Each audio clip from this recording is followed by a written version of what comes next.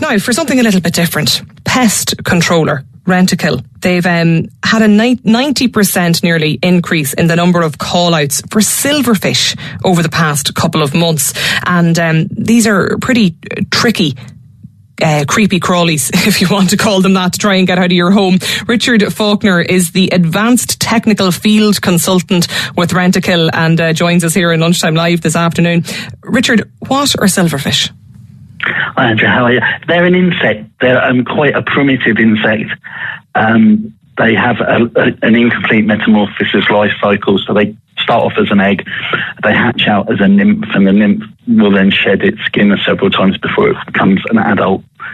And they're quite a bit of a nuisance, and as you've rightly said, we've got almost a 90% increase in the last sort of few months of call-outs from these guys. Why is that? Why has it jumped up in the last 3 months? Again, it's probably a lot to do with environmental conditions. It usually is, and every now and then you'll find you'll get different booms of insects. But the last few years, silverfish numbers have been up on the rise. The main thing with them is they like humidity. So when we get colder weather, as we've been having, and we're starting to put heating and stuff then we start to get humidity in houses, especially older houses.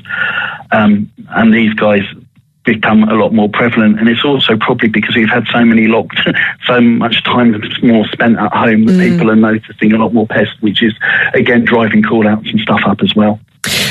For people that might be could be wondering if they have these silverfish at home at the minute, what do they look like? So we've got main two species. We've got what we call the common silverfish, and then we've got what's known as a grey silverfish. So they're sort of, I always explain them as sort of a torpedo shape insect. They've got 3 large bristles coming out their back end, and they've got 2 really long antennae coming off their head that loop back, and they move at quite a pace across the floor from that point. So that's hence why they get their name. So they're silvery grey colour, and they've got sort of like a fish shape. So how did they get into the house, Richard?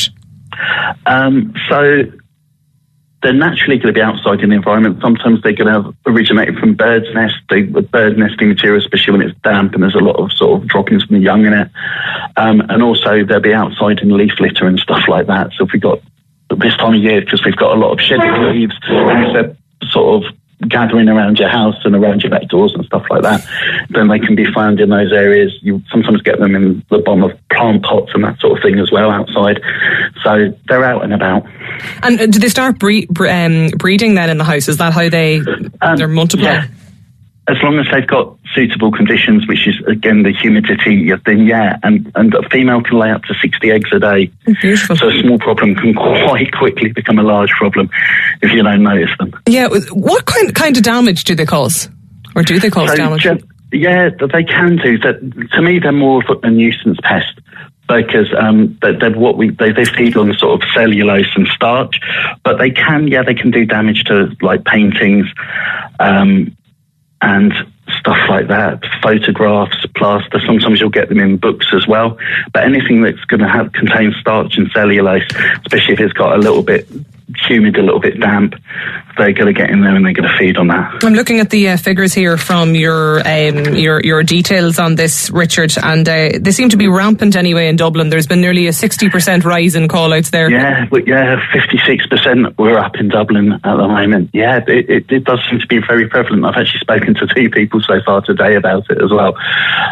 What can people do at home themselves, though, to get rid of it? Again, it's the main thing is trying to deny them food, and they're also feed on like dead skin cells and hair and stuff like that, anything that's got starch or cellulose in it. So it's really about good housekeeping, hoovering, cleaning, sweeping up debris in the kitchen, and then dehumidification as well, taking the moisture out of the air, opening your windows, drying out the place a bit, and also anything that you've got that's quite starchy, so pastas, rices, that sort of thing, making sure, and cereal as well, making sure it's all kept in sealed containers, and that if there's any spillages in cupboards and stuff like that, then it's cleaned up. Okay, so quickly. just because you have silverfish, it's not necessarily a sign that you're not cleaning the house.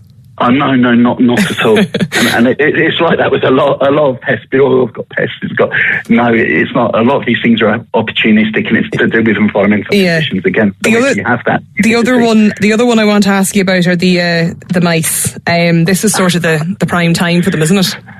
Yeah, mice and their bigger cousins, the common rat as well. Yeah, there's ideal time of year for these guys. The house mouse, which is the main mouse domestic pest that we get, it lives in and around our buildings, and it exploits our cavities and structures. And again, it's not a sign that a house is dirty or anything like that. But if they can exploit and get in, they will do. And they've got very small food requirements. Like the average size of a house mouse is about 15 grams in weight. They eat 3 grams a day. So they're eating 20% of their body weight, but 3 grams of food, especially when you've got little people in the house, isn't really very much. And if there's sufficient moisture in their food, they don't really need to drink water because they're getting the moisture content from their food. But if they do, then they're only looking for 3 mils of water. So condensation on a windowsill, water around a plug hole, condensation on pipes. It's quite easy for them once they get in to become established. Just finally, Richard, I have a text in for you here on the Newstalk text line. Somebody is wondering, is it really true if you have one mouse, it's likely you have more?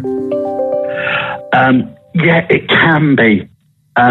Sometimes you might just have been unlucky and you've got to wander in, but usually, especially this time of year, because they've got in with the warmth and if they've got a dedicated food source, it's like anybody else.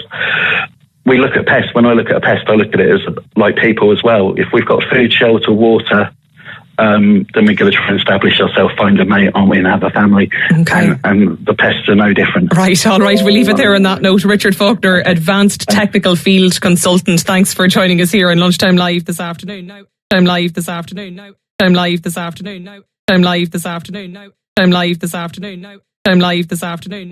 Time live this afternoon. Time live this afternoon. Time live this afternoon. Time live this afternoon. Time live this afternoon.